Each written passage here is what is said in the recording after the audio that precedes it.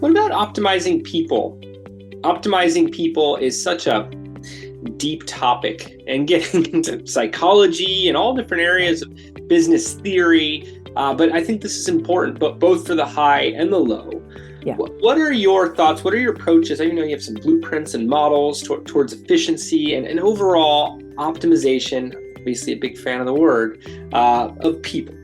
If you are going to hire A players or really great B players or any of that sort of thing, you're hiring them because of in here. You're hiring them for the strategy in their mind, right? The ability of their ability to turn their experience into strategic results for your company, your business. Otherwise, why would you hire them, right? The problem is that people end up drowning in work. And this is happening all over the world. They are drowning in overwork, in overwhelm, in messy systems, in busy work, in all the stuff that actually not only saps the expensive time, but it saps their expensive energy. So they don't have as much energetic drive to do the stuff that you really are paying them to do. So my theory is you want to really think about these people.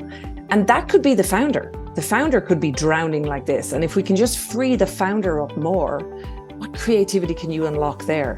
And what you're trying to do is delegation is a way to do this. You want to optimize the time and energy of the key people by taking the busy work off them successfully. So you need a framework for that. You need SOPs, you need proper delegation, strategy, all of that.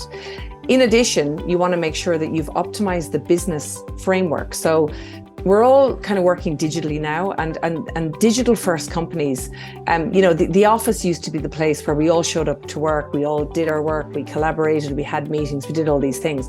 These days, companies are not built, like they're not that way built because we're all remote and everyone's distributed. And the best way you now have to create a space where everyone shows up to work, everyone collaborates, this sort of thing. And it's not Slack, by the way. It's something like Asana is what you want. Like we're a big Asana house. You can use Trello. There's all sorts of ones you can use. But you need an operational framework that actually brings people together.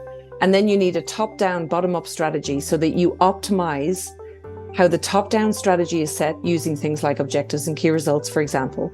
And then what are the projects and work and workflows and everything getting done on the bottom up that is actually driving those results? And you want to make sure that there's alignment between those two things, between strategy and execution. And you can do that sort of thing with the right setup in platforms like Asana, with the right process structures, etc.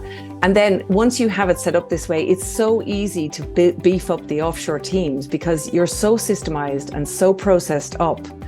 And always working, always delegating. You always want to be delegating more and more and more and thinking, how much more could we be doing if we weren't doing this bit, but we could offshore this bit?